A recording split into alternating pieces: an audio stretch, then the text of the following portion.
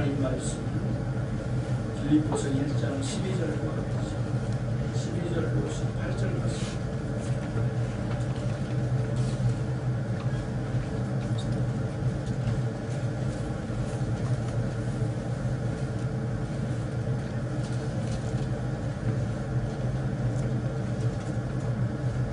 제가 먼저 읽겠습니다. 형제들아, 내가 당한 일이 도리어 복음 전파의 진전이 된 줄 너희가 알기를 원하노라. 이러므로 나도 이미 서로 안처럼 모든 신뢰함과 누가 모든 사람에게 나타났으니 형제 중 다수가 나의 매임으로 말미암아 주 안에서 신뢰함으로 겁없이 하나님의 말씀을 더욱 담대히 전하게 되었느니라. 어떤 이들은 투기와 분쟁으로 어떤 이들은 착한 뜻으로 그리스도를 전파 이들은 내가 복음을 변증하기 위하여 세우심을 받은 줄 알고 사랑으로 하나. 이들은 나의 매임에 괴로움을 다하게 베풀어 생각하여 순수하지 못하게 그러므로 그리스도를 전파 18절 같이 읽겠습니다. 그러면 무엇이냐 거칠을 하나 참으로 하나 무슨 방도로 하든지 전파되는 것은 그리스도니 이로써 나는 기뻐하고 기뻐하다. 앞뒤 분들하고 인사 나누시겠습니다. 평안하셨습니까? 반갑습니다.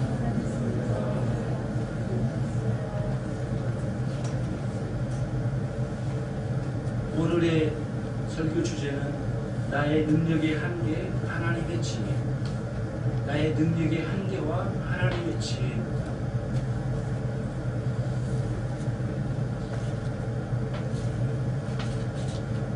우리가 삶의 현장에서 뭔가 일이 풀려지지 않고 답답하고 우겨쌈을 당한 것 같은 상황에 놓일 때 단순히 하나님의 능력만 구하는 것은 올바른 신앙이 아닙니다. 우리 어려울 때 어둠의 칠흑같이 어두운 인생의 밤길을 거닐 때 단순히 하나님의 능력으로 그 어둠을 걷어내고 나를 건져주시는 것만 구하는 것은 균형 잡힌 신앙이 아니라는 말씀이 되는 것입니다. 그때에는 하나님의 능력도 능력이지만 더 우리가 세밀하게 내려다봐야 될 것은 무엇이냐면 하나님의 지혜입니다. 그것이 참 중요합니다. 그래서 신앙에 하나님의 능력과 지혜를 균형 있게 볼 수 있는 신자가 되는 사람이 참 신앙을 가진 사람입니다. 물론 하나님 능력조차도 믿지 않는 사람들은 교만하지요. 그래서 자기 지혜가 하나님 지혜보다 뛰어난 줄 알고 인간의 지혜로 하나님의 지혜를 멸시하는 것이 세상에 순리지만은 세상에서 흐르고 있는 것들이지만은 상황이지만은 우리 그리스도인은 놀랍게 하나님의 능력과 하나님의 지혜 두 가지를 균형을 이루는 신앙으로 우리가 이제 이 세상을 돌파하면서 어둠의 밤길을 지나갈 수가 있는 것이죠. 그래서 여러분, 많은 사람들이 하나님의 능력만 구하다가 지쳐버리고 어둠의 밤길에서 하나님 도우시지 못하는 능력이 없으신 아예 나를 제껴놓으시는 것으로 오해를 하고 마음에 낙담이 되어 쓰러진 사람들이 꽤 많다, 이런 말씀입니다. 인생의 밤길에서는 하나님의 능력도 구하지만 더 중요한 것은 그 세미한 가운데 하나님 어찌하여 이 밤길에 나를 인도하실까라고 하는 하나님의 숨겨진 지혜를 발견할 수 있는 사람이 참 훌륭한 신앙을 가진 사람입니다. 그래서 오늘은 사도 바울이 편지를 통하여 빌립보 교회 성도들에게 자신의 정황을 알려주면서 단순히 내가 그래도 감옥에 있지만 안전하다, 걱정하지 말라, 인간적인 그런 안부 차원에서만 말씀을 전하는 게 아니라 그 빌립보 교회 성도들이 바울 사도가 감옥에 갇혀서 시위대, 다시 말하면 황제의 금위대에 끌려가서 이제는 사형 집행이 별로 이제 남지 않았을 거라고 하는 소식을 듣고 좌절할 때에 결국에는 단순히 단임 목회자와 같은 사도 바울을 잃어버릴 거라고 하는 불안한 마음만 있는 것이 아니고, 결국에는 사도 바울같이 훌륭한 사도도 저렇게 묶여서 죽임을 당하니 이제는 예수 그리스도의 복음도 별것 아닌가, 하나님의 능력도 한계가 있는 건가, 우리의 신앙은 별것 아닌가, 이러한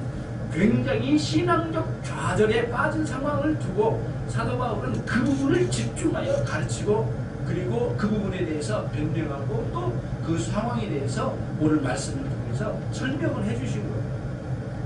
그러니까 단순한 인간적 안구 차원에서 안심하라, 기뻐하라, 이런 투에서만 전한 이 서신사가 아니라는 사실을 깨닫고, 우리는 복음이 좌절되지 아니하고 오히려 내가 묶여짐으로 감옥소에 있음으로 말미암아 더 복음의 전파가 진전을 이루었다라고 하는 굉장한, 이게 이제 없는 일을 있는 것처럼 펑트는 게 아니었거든요. 사실을 근거로 해서 하나님의 이 어두운 상황 속에서 지혜롭게 이 상황을 이끌어 가시는 하나님의 일이하신 능력과 지혜를 동시에 성도들에게 제시를 하면서 그리스도의 복음 진리는 좌절되지 않느니라, 이것을 나타내려고 했던 것이죠.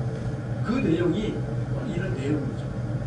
그러니까 빌립보 교회 성도들은 이런 어려운 시기에 어떻게 보면 로마 황제의 금이대를 모두 멸해버리고 감옥소에서 화끈해가지고 능력만 나타내기를 원하는 쪽으로만 생각했는지는 모르겠어요. 그랬을 가능성이 많거든요. 결국에는 왜 바울 사도는 그 능력만은 바울 사도가 하나님께서 능력을 베풀어 주셔서 꺼내주지 아니하시는가, 이런 투에 하나님의 능력에만 초점을 맞췄을 가능성이 많습니다. 그때에 사도 바울은 그렇지 아니하다, 오히려 내가 이렇게 묶여져서 감옥소에 있는 것을 통하여 더 위대한 하나님의 복음의 진전이 이루어지고 있다라고 하는 것을 말씀해 주고 있는 것이죠. 그래서 이 본문의 내용의 근황을 한번 살펴보도록 하겠습니다. 빌립보 교회가 세워진 이후로 15년이 흘렀습니다. 15년이 흘렀습니다. 그리고 현재 지금은 바울 사도가 감옥소에 갇혀 있습니다. 빌립보는 유럽 쪽에 있죠. 데살로니가 이 지역에 있습니다. 유럽 쪽에 있고요. 물론 로마도 유럽 지역이죠. 그러나 바다를 한번 건너서 육로를 통하여 직행으로 열려진 도로가 확 뚫렸습니다. 로마의 제국이 이 도로를 내어놨어요. 빌립보 지역과 로마 시내까지는 완전히 관통하는 큰 도로가 나있다 해도 100길도 있긴 하지만 나있다 해도 과언이 아닙니다. 그래서 경제적이고 문화적인 교류, 군사적인 교류나 이것이 굉장히 신속하게 이루어지는 그런 도로를 통해서 소식이 오갔던 것입니다. 15년이 흘렀습니다. 빌립보 지역은 놀랍게도 유대인들이 그만 없었던 것 같습니다. 유대인들이 어느 나라에 10명 이상만 있으면 회당을 짓습니다. 항상 10명 이하면 회당을 짓지 않습니다. 10명 이상 되면 제일 먼저 회당을 짓고 유대인들끼리 모입니다. 여러분들 이민사회를 아신지 모르겠어요. 오늘날 이민교회 같은 경우가 그런 역할을 많이 하거든요. 새로 이민 오시면 안내도 해드리고 다른 목회자가 또 직업도 알선해주고 학교도 안내하고 이렇게 해서 또 교회 등록을 하면 한 동아리를 이뤄서 교육을 하죠. 그러니까 그게 또 너무 크다 보니까 비신앙적으로 흐르는 경우도 많지만은 회당은 그런 역할을 했었던 거예요. 그런데 이제 빌립보 지역에는 회당이 없었던 것을 보면서 유대인들이 10명 이상도 되는 아주 이방인들 중심으로 있었던 곳이 이제 빌립보 교회였다는 것이에요. 빌립보 교회는 당시에 쓰는 단어가 에클레시아거든요. 교회라는 용어예요. 근데 원래 쓰던 에클레시아는 어떤 곳에 쓰냐면 토론장, 회의하는 곳, 이런 곳에 쓰였던 에클레시아입니다. 이제 뭔 뜻이냐면은 빌립보 교회라고 하는 것은 이렇게 교회를 지어놓고 사람들이 늘 여기에만 모이는 그런 식의 교회가 아니었어요. 초대교회는 그런 교회가 아니었고요. 작은 가정교회들이 흩어져 있습니다. 그러니까 교통도 안 좋고 통신도 안 좋으니까요. 논현동에 있고 저게 뭐 부월동에 있고 뭐 서구 쪽에 있고 있을 거 아닙니까? 각 지역에 거기에 가정 중심으로 몇 사람씩 모이기도 하고 아니면 가정 자체가 교회이고요. 흩어져서 생활을 하는 겁니다. 그래서 어느 날 우리가 크게 집회를 합시다 해서 연락을 하면 한 곳에 다 이 논현동 지역에 모이는 거 그렇죠. 그래서 같이 예배를 드리는 초대교회 형태가 딱 이런 형태였습니다. 그 모이는 장소를 에클레시아, 토론장, 만남의 장소 그런 의미가 담긴 있죠. 그러니까 그게 나중에는 교회란 이름으로 이제 쓰여지게 된 것이죠. 에클레시아, 교회는 그런 형태를 갖추고 있었던 거죠. 빌립보교도 이제 같은 것이었죠. 이 사도 바울이 떠나고 난 뒤에 에바브라 디도가 이제 목회를 이어갔습니다. 에바브라 디도가 그 길을 따라서 소식을 가지고 왔습니다. 빌립보 교회 성도들이 많이 좌절했어요. 바울 사도님 때문에 교회가 굉장히 침체되고 아무리 신방을 하고 가르치고 복음을 전해도 낙심한 것뿐이고 사람들의 마음이 어둡고요. 얼굴이 어두워요. 그리고 힘들어요. 목회가 진전이 없고요. 굉장히 사도 바울의 이 갇혀지고 사형 집행이 되지는 않을까 걱정 때문에 그들의 마음이 걱정은 태산이에요. 태산이죠. 이런 내용들을 사도 바울에게 이제 에바브라 디도가 헌금을 가지고 이렇게 가서 도와주면서 이렇게 사도 바울에게 갖다 드리면서 그런 이야기를 나눴던 것이죠. 실제로 오늘 시위대 안에까지 끌려갔다라고 한 내용들을 볼 때에 다시 말하면 오늘날로 말하면 이제 청와대 같은 곳입니다. 당시에 로마 황제의 근위대들이 있는 곳이고요. 그리고 재판을 하는데 지방재판에서 쭉 올라오다가 사도 바울은 계속 항소를 했습니다. 내가 어찌하여 로마의 잘못을 범했는가? 그렇지 않다. 주 예수 그리스도를 저들에게 전했을 뿐이다. 난 로마의 풍습이나 법에 저촉된 일을 한 것이 아니라 주 예수 그리스도를 전하였느니라. 이것을 계속 항변했습니다. 단순히 죽기 싫어서 이렇게 항소한 게 아니에요, 여러분. 굉장히 중요한 것을 알아야 됩니다. 그는 로마의 심장부에 복음을 전하기 위해서 근위대, 오늘 근위대에 왔다고 했잖아요. 시위대, 근위대거든요. 청와대 안까지 들어가기 위해서, 그리하여 대통령, 황제까지 그들에게 복음을 전하기 위해서 커다란 꿈을 가지고 세계의 중심 심장부인 로마의 황제 근위대 속으로 들어가는 데까지 가기를 열망하는 마음으로 죄수로 끌려가서 계속 항소에 항소를 거듭해서 여기까지 왔던 것입니다. 그런데 결국은 계속해서 가다 보면 어떻게 될지는 모르는 일이거든요. 네로 황제로 바뀌었습니다. 결국에는 이런 바울 사도를 처형시키고야 말았는데 그 시기에 딱 접어든 겁니다. 새로운 네로 황제의 핍박이 몰아닥치고 있는데 더 많은 걱정이 왔을 때에 그때에 들리는 상황이 오늘의 이제 이런 내용들이죠. 사도 바울의 신년에 굉장히 걱정이 태산이었습니다. 빌립보의 성도들에게. 자, 그러나 사도 바울이 보고 있는 것은 무엇이냐면은 나의 신년만 잘 있다. 나의 신년, 나는 몸은 뭐 걱정 없다. 걱정 말라. 이런 투가 아니라 너희들이 걱정하고 있는 것은 내가 안다. 그 뭡니까? 이 그리스도의 복음이 전해진 것이 좌절된 것처럼 너희들도 속에서 그런 의심을 품고 있지. 하나님의 능력이 나타나지 않는 것으로 인하여 너희들의 마음이 무너졌지. 그러니 내가 내 상황을 그대로 직구할 테니 한번 들어봐라. 그러면서 내가 알기를 원하노라. 형제들아, 너희들이 이것을 알기를 원하노라 하면서 12절부터 시작되어서 강조한 겁니다. 잘 들어봐라. 알기를 원하노라. 12절에 그런 내용들이죠. 끝부분에 그렇죠. 된 줄을 너희가 알기를 원하노라. 원어성에 이게 굉장히 강조되었습니다. 형제들을 불러내가지고 이것을 꼭 알아라. 이걸 잊어먹지 말라. 이걸 명심하라. 지금 상황이 어떻게 벌어지고 있는지를 내가 알려주마. 그러면서 편지를 해서 내려가고 있는 것이죠. 하나님의 능력이 보이지 않는 곳에 사실상은 하나님의 지혜가 진행되고 있다는 사실을 아시길 바랍니다. 신비한 하나님의 지혜가 실행되는 곳, 어둡고 캄캄한 인생의 밤길에서 우리에게 나타내 주신 하나님의 신비로운 일들입니다. 그것을 빌립보 교회 성도들이 미처 깨닫지 못했습니다. 사도 바울은 그것을 관통하여 보았던 것입니다.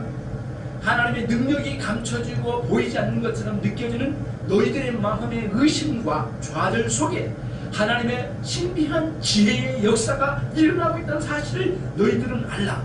그러면서 자신 안에 일어나고 있는 상황을 알려줍니다. 그대로. 그게 이제 13절로 14절로 이제 이렇게 쭉 기록이 되어 있죠. 13절로 14절을 제가 읽겠습니다. 한번 보십시오.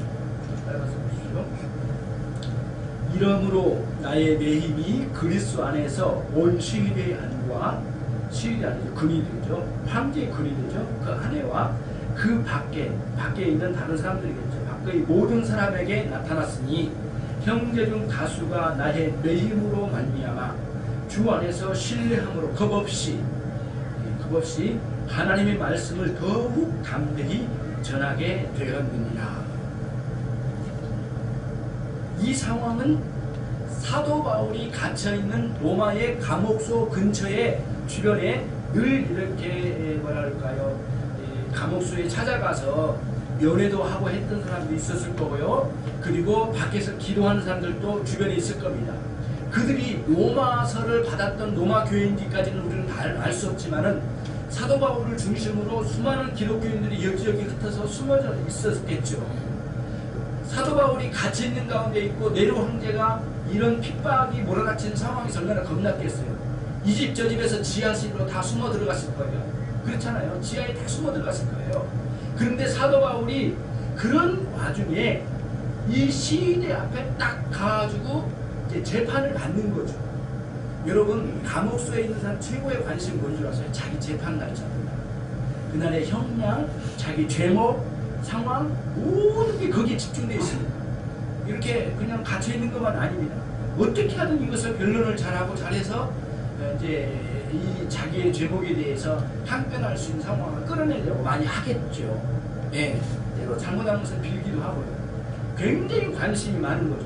사도 바울은 이 변론의 시기에 감옥소에서 특별히 꺼내가지고 시위대로 끌고 와서 재판을 실행할 때 그 자리가 단순히 자기의 묶여진 것을 풀어달라고 하소연하는 수에 그런 식으로 변론한 사람이 아니었다는 거예요.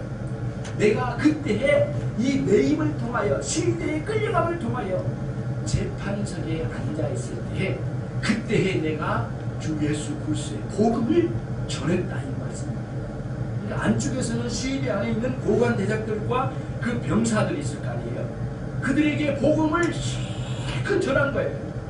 왜냐하면 너는 어찌하여 끌려왔느냐. 이 고소장을 보니까 로마의 풍습을 어기고 너는 그야말로 뭐 퀴리오스 주님이라고 하는 말을 쓰는데 너 뭐 네가 믿는 예수님이 뭐 퀴리오스 주님? 웃기고 있네. 우리의 주님은 누구인 줄 알아? 우리 네로 황제야. 그래서 똑같은 단어를 썼어요. 로마 황제에게도 퀴리오스라는 단어를 썼고 예수님에게도 퀴리오스를 쓰는 거예요. 같은 단어를 양쪽에다 주님 하면서 쓰는 거예요. 주님은 오로지 황제 한 분인데 어찌하여 너는 그런 주님 얘기하는가. 그때 너는 반역자가 아니냐. 그럴 때 우리는 영원토록 우리의 영혼인 주님이 되신 그 주님에 대해서 쭉 복음으로 설명을 해나가고 항변을 하고 알려주고 이렇게 변명하고 확증을 시켜나가는 거예요. 그 자체가 복음 전도가 되어버린 거예요. 그러니 능력있게 진리의 말씀을 전체 역사적 입각에서 흐름을 통하여 그리스도를 딱 전할 때에 시위대에서 고쳐쓰고 있는 군사들이 그 말씀을 듣고 눈물을 흘리면서 회심의 역사가 일어나고요. 고관대작들이 여기저기서 들어보려고 들어보니 바울의 말이 틀리지 않는 겁니다. 그리고 바울의 말이 상당히 일리가 있고 들어볼만 하고 모든 신 중에 신이로구나 이런 그 감동 감화 성령의 역사가 그 안에 시인이 아니라 확증적으로 일어났다고 하는 내용을 담아놨잖아요. 그런 일들이 이 회심의 역사가 이제 시인이 안에서 일어난 거예요. 그때 바울 주변에 있는 많은 좌절했던 사람들, 지하 숨어 들어갔던 수많은 사람들이 동료들이 그 안에서 일어난 놀라운 사건을 보고 담대하게 일어나 밖으로 나타나버린 거예요. 밖으로 공개적으로 복음을 전할 수 있는 일이 일어나게 되었다. 그러니 나의 감옥소에 묶여짐이 나의 매힘이 그리스도의 복음이 진전된 것을 억눌려지거나 좌절된 것이 아니다. 빌립보의 성도들은 내 소식을 그냥 안부 정도만 알았는지 모르겠지만 사실은 그게 아니다. 그리스도의 복음이 이 시리 안에서도 놀랍게 역사가 일어났고 밖에 있는 우리 동료들이 복음을 전하기 시작하는데 굉장한 일들이 막 일어나더라. 그러니 이것이 하나님의 지혜의 역사가 아니더냐.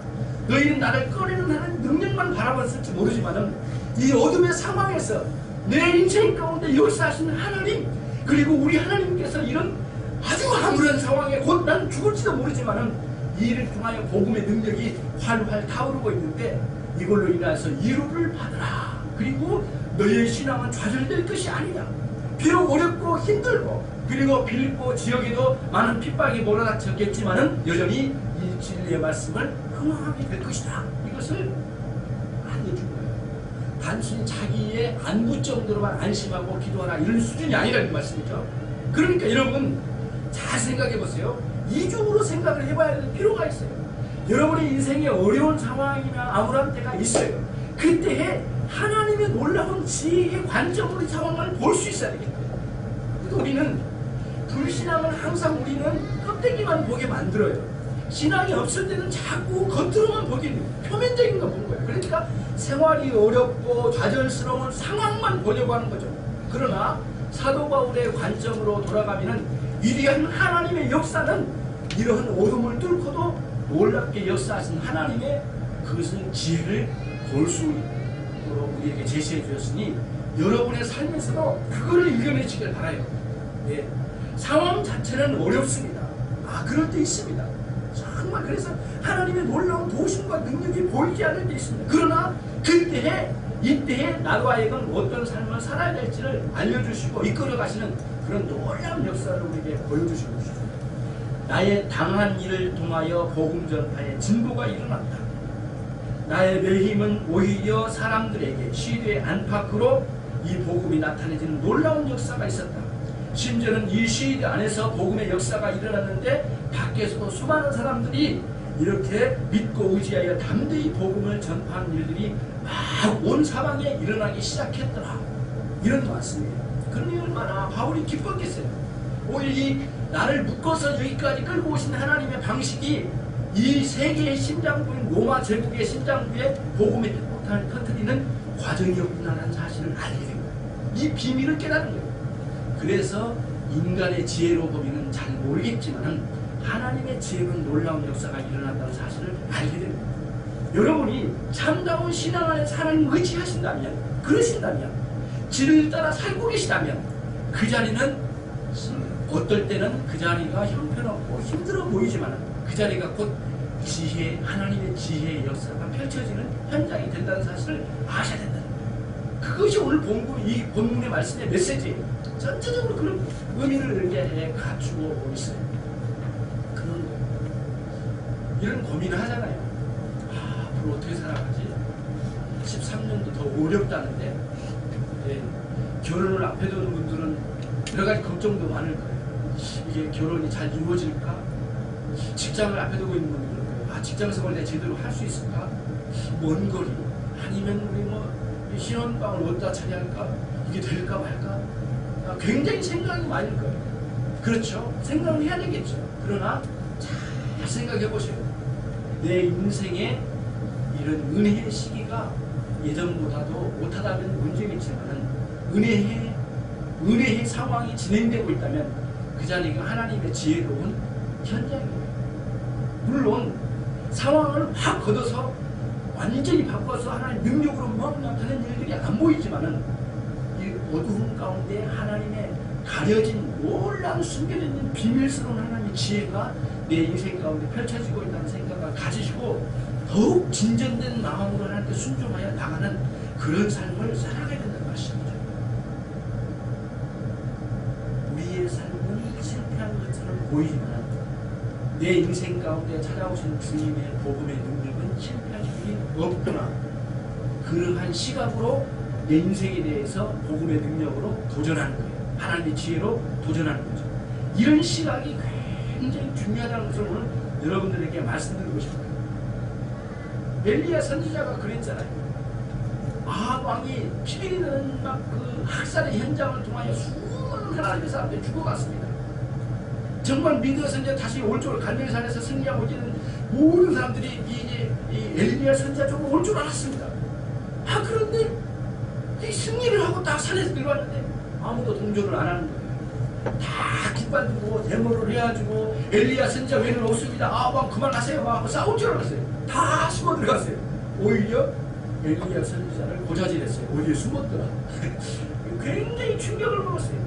호렙산으로 도망갔습니다. 바위 틈 속에서 막 부르짖어요. 하나님 어찌하여 나를 버리셨나이까. 내가 이제 생명이 다했습니다. 그러면서 막 좌절에 빠졌어요. 열왕기상 19장 18절 말씀에 그에게 하나님께서 말씀해 주셔요. 너는 어찌하여 좌절했느냐. 이 말하기는 하나님의 사람이 한 명도 없다고 말하지만 하나님께서 내 여호와 하나님이 너희 하나님이 7,000명의 영혼을 준비해놔요.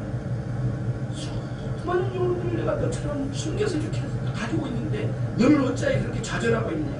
그런 말씀을 통하여 이 엘리야 선지자를 확 다시 한번 마음을 새롭게 일으키시는 은혜의 역사가 있었어요. 1904년 5년에 로일 전쟁이 일어났습니다. 우리는 남쪽에서는 별로 크게 와닿지를 않는 것 같아요. 로일 전쟁이 주로 북쪽, 평양 이북 쪽에서, 한국 이쪽에서, 함경도 이쪽에서 많이 일어났다고 해요. 도시를 휘젓고 지나가고 민가를 불태우면서 러시아 사람과 일본 사람들, 군사들끼리 싸움이 일어난 거예요. 평양 전체가 초토화됐다고 해요. 엄청나게 많은 사람들이 도망가고 집을 놔두고 산속으로 숨어들어가 피난길에 접어들었답니다. 이 녀석들이 자기들끼리 싸운 게 아니고요. 우리 양민, 우리 백성들을 마구 죽이는 거예요. 그때 무척 좌절하고 사람들이 막 구름대처럼 막 산속으로 숨어들어갈 때 여기저기에 저기 캐나다, 호주, 미국, 영국, 프랑스 이런 쪽에서 왔던 그 선교사들이 의료 선교사들이 줄을 이뤘거든요. 그들이 그 젊은 나이에 그 20세, 21세, 또 어떤 분들은 또 뭐 30세 막 이렇게 돼가지고 젊은 나이에 복음을 전하러 이 조선 땅에 온 거예요. 왔는데 전쟁이 일어났어요. 너무너무 안타깝죠. 사람들이 막 죽어가요. 그때 작은 교회를 세워놓고 기도하는 선교사들이 죽어가는 영혼들을 끌어다가 치료해주고 그 교회에서 위로해주고 먹을 것도 나눠주고 또 일본이나 러시아 사람들이 이 외국인들은 죽이지 못하거든요. 법적으로. 굉장히 문제가 생기기 때문에 외국인들은 손을 못 대는 거예요. 그러니까 외국인들이 우리 양민들을 막 숨겨주고 그런 거예요. 그러면서 그 러일 전쟁을 통해서 피리는 전쟁이 막 휘몰아칠 때에 오히려 하나님의 위대한 역사가 그 속에서 막 일어나기 시작하는 거예요. 그냥 하나님께서 막 축복하십니다. 이 사람들 막 끌어다가 피난길 가다가 숨어서 들어온 사람들은 그만 그리스도를 영접하는 놀라운 역사가 막 일어나기 시작했어요. 여러분의 인생 가운데 어렵고 상황이 어두워 보이는 그 상황 속에서 하나님은 내밀하게 지혜를 펼치셔서 역사하시는 그런 2013년도가 되기를 주님의 이름으로 축원합니다. 그 내밀하신 하나님의 지혜의 역사 말입니다. 그것을 내게 말씀을 드리고자 하는 것이죠. 여러 가지 본문을 통해서요, 이렇게 여러 가지를 생각해 볼 수 있는데, 사도 바울의 꿈은 무엇일까? 한번 여러분 대답해 볼 수 있을까요? 지금 사도 바울이 지금 가지고 있는 비전은 무엇일까? 그거거든요. 이 본문을 통해서 생각을 하는 거예요. 그냥 우리 생각이 아니고요. 자, 이제 이 흐름을 딱 두고 보면 뭐냐면요. 시위대까지 와서 복음을 전할 수 있는 기회를 가지면서 가지고 있는 꿈은 로마의 황제까지 복음이 전해지는 거예요. 자, 또 하나는 뭐냐면은 로마의 심장부에 복음이 전해지면 이 나라가 기독교화 될 거라고 하는 꿈을 가진 거예요. 그리고 그 일이 시위대 안팎으로 지금 현장에서 보여지고 있는 거예요. 회심의 역사가 일어났어요. 분명히 복음의 진보가 일어났다고 하니까 그게 분명히 뭔가 역사가 있었던 거, 구체적인 내용은 안 나오지만, 예. 역사의 정황으로 볼 때는 그런 일이 실제로 있었어요. 두 가지 꿈이에요. 최소한 황제 금유대 쪽에서 이 고관 제작들이 복음을 듣고 회심하는 역사예요. 근데 그게 일어나고 있어요. 뻔한 꿈은 뭘까요? 죄수로 끌려오겠어요. 이 나라가 기독교가 되는 거예요. 이 로마 제국이. 그러면 문제는 어떤 현상이냐면 세계를 복음으로 정복하는 위대한 하나님의 역사가 펼쳐지는 거예요. 소름 끼칠 정도로 놀라운 일이 일어나기 시작합니다. 딱 정확하게 250년 후, 이게 이 편지를 쓸 때가 63년이거든요. 313년, 정확하게 250년 후에 이제 콘스탄틴 대제가 발표를 합니다. 밀라노 칙령에서 발표를 하거든요. 뭔 줄 아세요? 기독교를 로마 제국의 종교로 승인하는 황제가 250년 후에 일어난 위대한 하나님의 역사가 펼쳐지기 시작한 거예요. 사도 바울은 그런 꿈을 가졌던 거예요. 그리고 그 일이 예언처럼 이 빌립보서의 말씀대로 그대로 실현되었던 거죠. 여러분의 상황이 지금 있어요. 어두워요. 힘들어요. 막막해요. 그러나 그 상황 자체만이 다가 아니구나. 하나님의 놀라운 지혜는 이런 상황 속에서도 놀랍게 역사하여 우리를 이끌어 가실 것이라고 하는 사실을 진리의 말씀을 통하여 은혜를 받은 현장에서도 경험하고, 또 그런 위대한 꿈이 실현될 것이라고 하는 위대한 하나님의 놀라운 계획도 볼 수 있는, 이 가까이는 현실적인 은혜의 세계를 누리는 것 하나 하고요. 멀리는 저 멀리 우리 주님 다시 오실 날을 대망하는 두 가지의 신앙이 곁들여져서 여기 있을 때 참다운 지혜, 하나님의 지혜를 맛보면서 살아갈 수가 있는 것이에요. 그것이 오늘 본문에 굉장히 우리에게 중요한 주는 상황이죠. 하나님의 능력과 지혜가 조화를 이루는 그런 신앙의 세계를 여러분들이 끝까지 살아가시기를 주님의 이름으로 축원합니다. 자, 참 독특한 일이 일어났어요. 15절 같이 한번 읽어보시겠습니다. 여러분. 15절.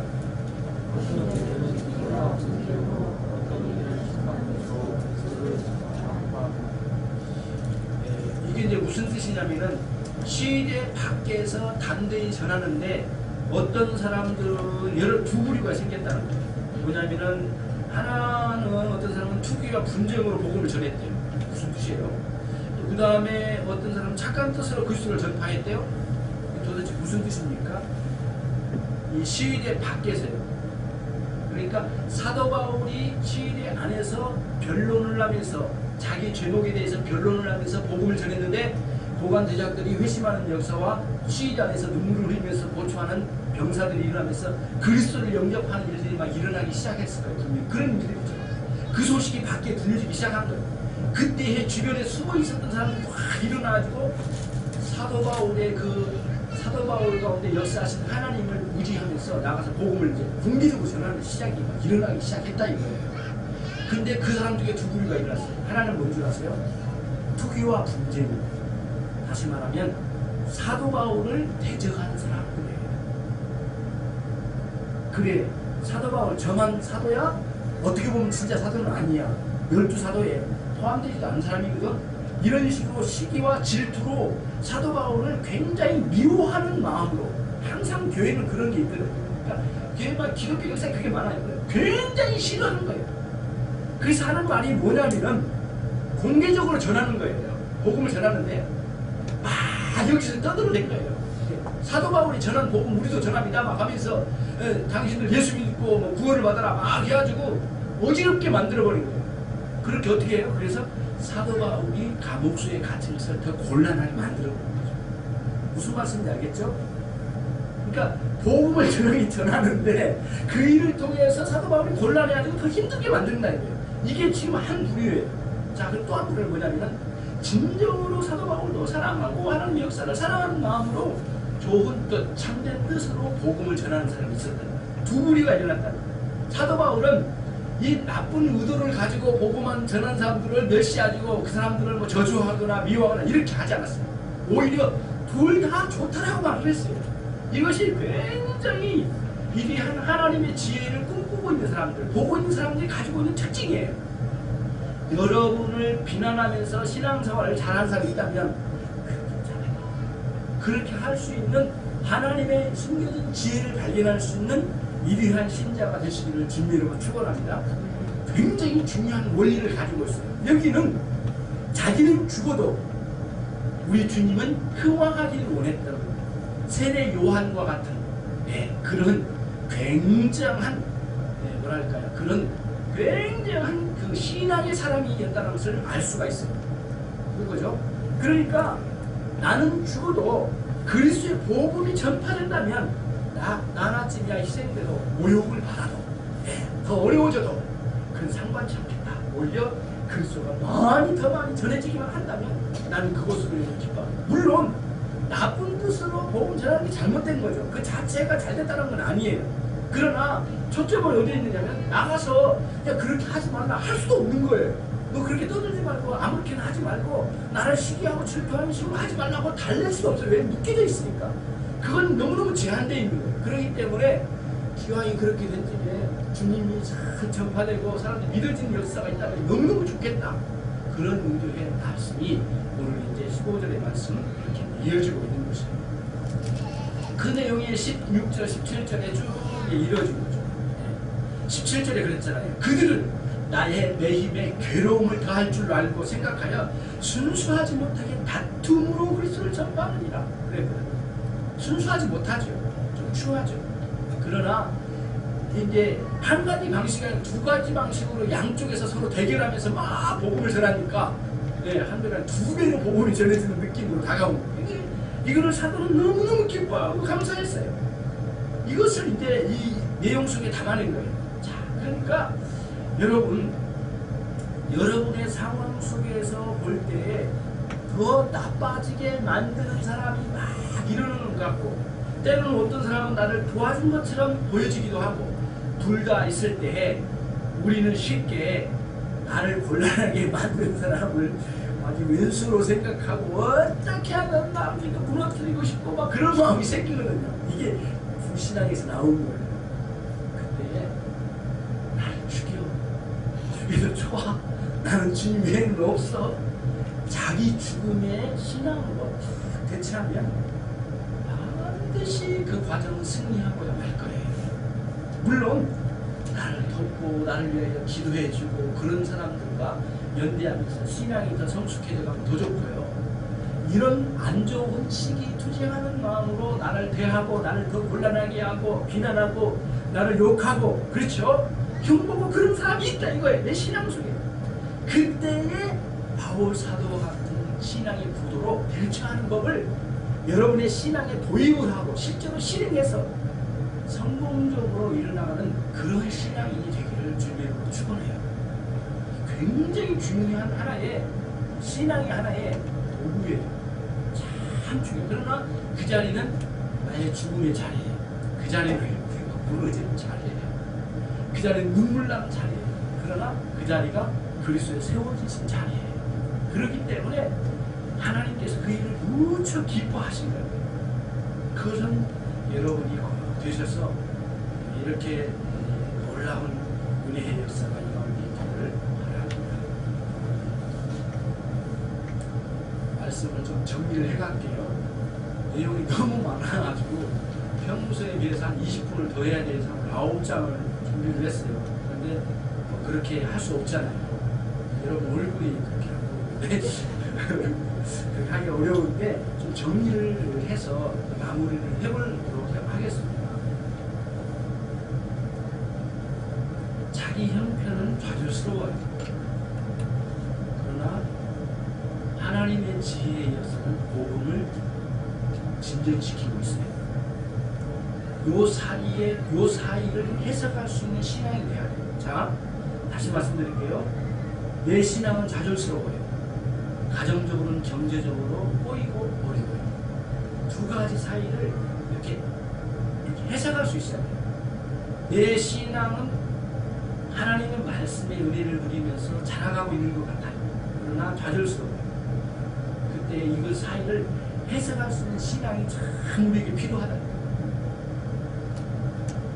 사도 바울의 말씀, 사도 바울의 방식으로 적용을 하면 그 사실, 그 상황을 감사하는 거예요. 때로는 사업을 좀 뭔가 해보려고 하고 또는 뭔가 직장에 들어가서 잘 해보려고 기획도 하고 열심히 내면 아무 비난하고 욕하고 떠먹을 것처럼 하고 있어요. 언젠가 한 번은 교회 부교육자로 갔거든요. 그래가지고 이렇게 하면 안 될 것 같아요. 담임 목사님이 건의를 했어요. 왜 우리는 6시면 다 끝나고 가요?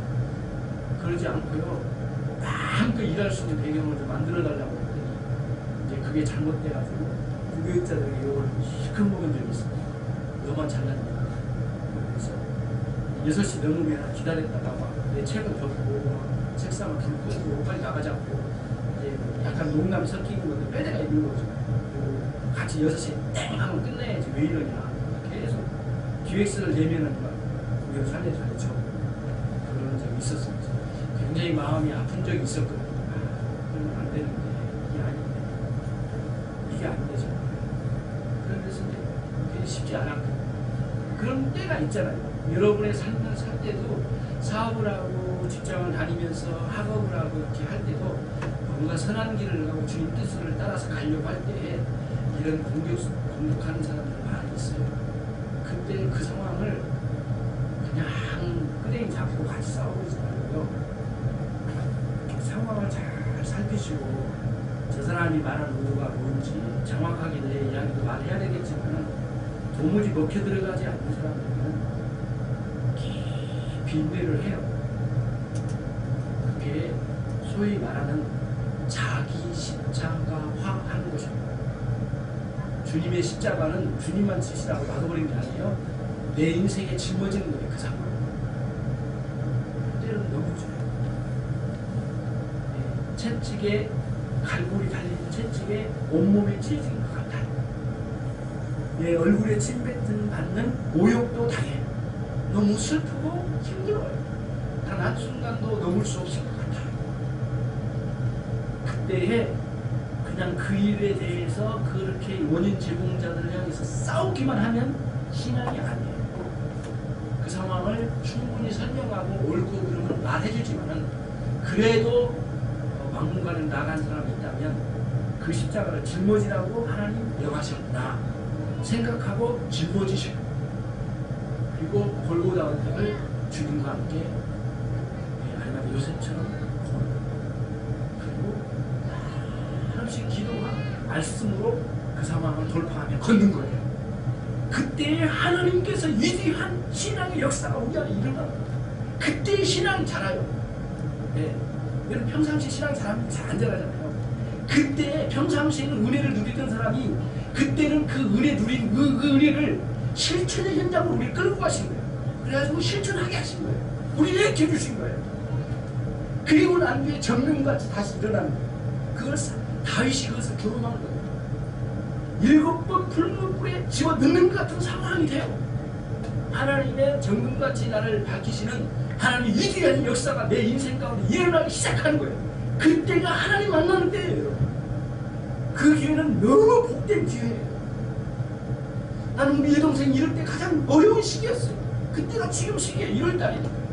너무 어렵고 힘든 과정이 있어요. 그러나 그때가 우리 가정을 모두 구원하시는 하나님의 역사가 있었어요. 그때 아버지 오늘 다 교회로 나오시기 시작하거든요. 우리 가정이 100% 복음화되는 날이었어요. 그때가. 네. 91년도. 굉장히 그 94년도가 그랬는데 그 시기에 하나님 역사하시더라고요. 여러분 지금 어두운 밤길을 거닐고 계신지 저는 잘 다 알 수는 없어요. 계신 분도 계셔요. 제가 알기로는. 그러나 하나님 지금 나를 이끌어 가셔요. 내 인생 가운데 역사하셔요. 그동안에 은혜 주셨던 내용들을 실천의 현장으로 가셔서 골고다 언덕을 올라가도록 하신 거예요. 만약에 그 십자가 내려놓고 끄댕이 잡고 싸워버린다. 그러면 하나님 너무너무 슬퍼하실 거예요.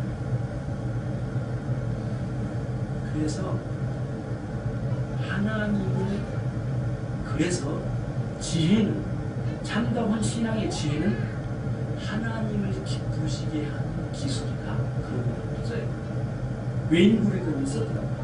다시 말씀드릴게요. 지혜는 신앙의 참다운 지혜는 하나님을 기쁘시게 해드리는 위대한 기술이다. 지혜로운 여러분 되시길 바라요. 하나님의 지혜는 최선의 목표를 향해, 그리고 하나님의 지혜는 최상의 수단을 택하여 우리를 이끌어 가셔요. 그것을 여러분들이 삶의 현장에서 경험하시길 바래요. 단순한 이론가 아니에요. 실제로 하나님께서 실행하시면서 올바른 결정과 추진을 하나님의 지혜로 이끌어 가신 거예요. 그래서 욥기서 12장 13절에 지혜와 권능이 하나님께 있고라는 고백이 나왔어요. 모든 모략과 명철도 그 하나님께 속하였느니라 말했다는 것이에요. 하나님께서 이루어 가시고 계신 중에 있어요. 매 순간 위대한 하나님의 목적이 있고 매 순간도 그 방향으로 가고 있는 거예요. 때로는 어두워 보이고 좌절되는 것 같죠. 하나님의 지혜로우심의 역사가 계속해서 진행되고 있는 거예요. 그러니 하나님의 창조의 목적은 좌절되지 않아요. 반드시 그 목적을 이루고 말돼요. 하나님의 구속의 은혜도 마찬가지예요. 바울 사도가 똑같은 사도가 말했잖아요. 고린도서 1장에서 말했어요. 사람들은 예수 믿으라고 하면 이 미련한 방식이다 그렇게 말했단 말이에요. 그래도 그들은 우리를 미련하다고 할지 모르지만은 하나님의 놀라운 지혜가 복음전도에 있느니라. 그래서 미련한 복음전도를 통하여 너희들에게 복음을 전한다. 1장 18절 20절 말씀에 그런 내용이 가득 찼거든요. 사람들은 미련하다는 거예요. 세상 지혜로 보면 미련해 보여요. 예. 그러나 거기에 하나님의 놀라운 비밀이 있어요. 여러분의 삶에 이런 위대한 역사가 일어나기를 바랍니다. 하나님의 지혜는 공의적 속성이라고 해요. 우리에게 나눠주시기도 한다 그 뜻이에요. 하나님의 지혜가 우리를 나눠주기도 한대요. 그렇기 때문에 우리는 하나님의 지혜를 구할 수도 있어요. 하나님께서 주시겠다고 하셨으니 구할 수 있는 거예요. 야고보서 1장 5절에서 꾸짖지 아니하신 하나님께 구하라고 하셨어요. 네. 그리하면 주시겠다고 약속하신 게 야고보서 1장 5절의 말씀이에요. 그 지혜를 구하라고 말씀해 주셨어요. 여호와의 증거는 확실하며 우둔한 자로 지혜롭게 하나니 너희들은 구하라. 시편 19편 7절 말씀이에요. 하나님을 경외하는 것이 지혜의 근본이에요. 잘못하면 하나님께서는 징계를 내십니다. 엄중한 징계를 내리실 것이라고 하는 상황에 대해서 두려워하는 마음으로 하나님의 지혜를 따라 살고자 하는 마음이 우리 안에 있습니다. 그래서 이 지혜로운 삶이 이제 이어져 가는 거죠. 하나님의 지혜를 우리가 소유하는 거예요. 그리고는 상황에 대해서 거칠게 항변하고 끄댕이 잡고 싸우는 것이 아니라 온유하고 평화로운 마음, 평정심을 유지하고 그 주님의 영에, 다시 말하면 예수님의 그 인격이 담겨지면서 이기는 거예요. 그러니까 빌립보서를 쭉 읽어내려가면 기쁨이 있지만은 내면 속에 깊은 곳은 그 기쁨의 뿌리 어디 있는 줄 아세요? 그리스도의 마음에 있어요. 그리스도는 어떤 분이 가장 낮아지시는 가장 추한 자리로 내려가셔서도 그걸 끝내 승리하신 그리스도의 마음으로 내려가라고 말씀하십니다. 이 빌립보서의 굉장한 특징이에요. 우리는 겉에 보기 열매는 기뻐라, 기뻐하라, 즐거워하라, 화평하라 이런 말씀이 막 넣어있어요. 16번의 그 기뻐하라 말씀이. 근데 그 깊이 들어가면 그리스도의 마음을 품으라 라는 말씀이 핵심은 이거예요. 뿌리는 그리스도의 마음이고 겉에 나오는 열매는 놀라운 신앙의 기쁨의 역사가 우리 가운데 일어나는 것이에요. 하나님의 지혜를 따라서 살아가는 비밀은 무엇이냐면 하나님의 지혜로운 계명을 순종하여 살아가는 거예요. 그것이 우리의 삶의 지표가 되고 때로는 그것을 못 살게 하는 상황들에 대해서 인내하며 돌파하는 것이 가는 거죠. 그러나 마지막 한 가지예요. 하나님의 지혜를 다 할 수가 없어요. 일생 동안 그 지혜가 깨달아지지 않을 때도 있어요.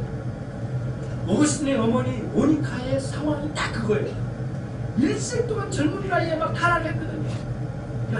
여러 여자를 만나고 타락한 사람이 어거스틴이에요. 정말 자연스러웠어요. 모니카는 끊임없이 아들을 위해 기도했어요. 세상에 모니카는 아들이 돌아온 것도 못 보고 세상을 떠났어요. 그리고 난 뒤에 어거스틴 놀라고 회심하고 기독교의 가장 위대한 신학자가 된 거예요. 그래서 심지어는 어거스틴 앞에다가 거룩한 성 어거스틴이라고 이름을 딱 붙인 거예요. 그 후대의 사람들. 그렇게 사생활을 하고 성적으로 타락한 사람이 성 어거스틴이라는 말이 붙여지냐고. 사실은 어거스틴 그거 싫었을 거예요. 죽었으니까 몰랐지만은 살았을 때 그거 붙였다면 그것은 뛰어나고 했을 거예요.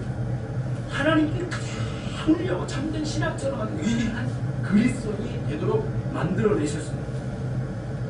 마지막 우리가 설교 한 구절 찾아보고 마치도록 하겠습니다. 4인입니다. 4인. 베드로전서 4인 4장 19절.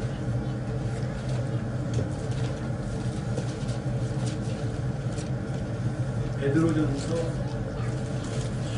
뒷편으로 넘어가시죠. 히브리서도 넘어가고요. 야고보서 다음이 베드로전서 4장 19절. 하나님의 지혜를 깨닫고 지혜롭게 살아가는 인생의 방식이에요. 저는 가장 하나님의 지혜를 어떻게 알고 그 방식으로 살아가느냐, 그걸 아주 가장 명료하게 주는 단계의 구절이라고 생각해요. 4장 19절 베드로전서 같이 읽겠습니다. 그러므로 하나님의 뜻대로 날 아는 자는 또한 선을 행하는 가운데 그 영혼을 지키신 분의 중에 나가는 자가 있다. 하나님의 뜻, 숨겨진 하나님의 지혜의 역사가 진행될 때 우리는 고난받을 수 있어요. 그때 너희는 선을 행하라. 하나님의 뜻에 맞게끔 선을 행하라. 그리고 너희의 영혼을 미쁘신 믿음직스러우신 창조주 하나님께 너희의 영혼을 부탁하라. 이것이 어두운 밤길을 갈 때 살아가는 비결이에요. 이것이 정말 놀라운 비결이에요. 여러분과 저에게 고난이 몰아닥치고 어려울 때 하나님의 뜻이 진행되고 있을 거예요. 하나님이 하고 싶은 일들이 막 진행돼요. 숨겨져 있어요. 그것을 나는 맡긴다. 그리고 나의 삶은 하나님의 뜻에 말씀에 따라 순종하여 선을 행하면서 사는 거예요. 내 영혼 전체는 우리 하나님께 맡겨드리는 거예요. 이것이 신앙인이 살아가는 우리의 어두운 밤길 살아가는 비결이 되겠습니다. 사도 바울은 그것을 깨달았습니다. 감옥소에서. 이 능력의 한계는 보여주고 하나님의 지혜는 잘 안 보일 때가 어두울 때입니다. 그러나 있습니다. 하나님의 지혜가 여러분의 영혼 가운데 확연히 드러나고 내 능력의 한계에서 좌절하지 아니하고 그 내 능력의 한계는 하나님의 능력의 한계가 아니고 하나님의 지혜로 역사하는 과정이기 때문에 하나님 능력이 안 나타날 때 내 능력의 한계 때문에 좌절하여 넘어지지 말고요. 하나님의 지혜를 붙드는 사람 모두 되시길 주님의 이름으로 축원합니다.